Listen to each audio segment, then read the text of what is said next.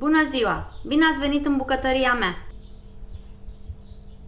Astăzi vă voi prezenta o rețetă simplă și delicioasă de ciocănele de pui cu muștar și rozmarin.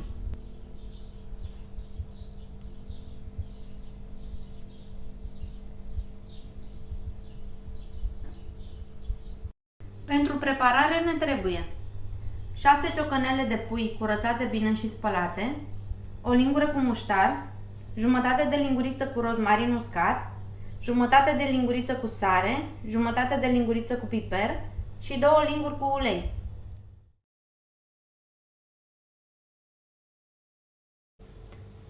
Amestecăm muștarul cu rozmarinul, sare, piper și ulei.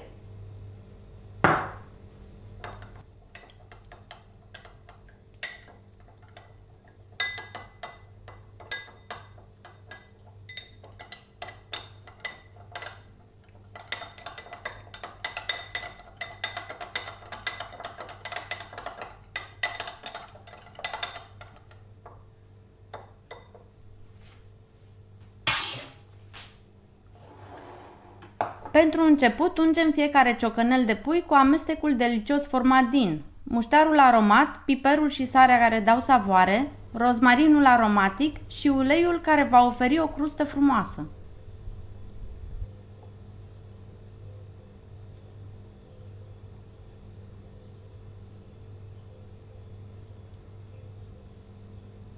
Apoi, așezăm cu grijă ciocănelele într-o tavă, asigurându-ne că fiecare bucată este bine acoperită în această marinadă aromată.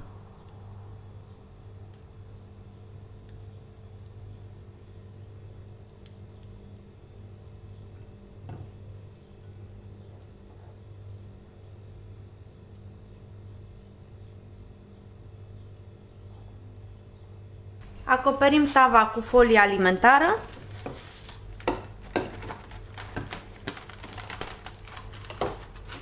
Lăsăm ciocănelele la frigider pentru o oră, astfel încât aromele să se întrepătrundă și să ofere o savoare delicioasă. După o oră am scos tava de la frigider, îndepărtăm folia alimentară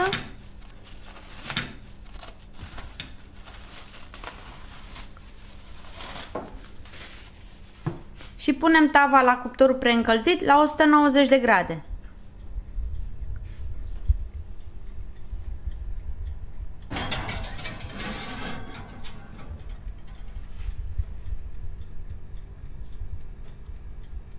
După aproximativ o oră, când carnea s-a rumenit frumos, scoatem tava din cuptor și ciocănelele noastre sunt gata de servit. Pentru servire, recomand alături o garnitură de piure cremos de cartofi sau orez cu mirodenii sau o salată proaspătă de varză.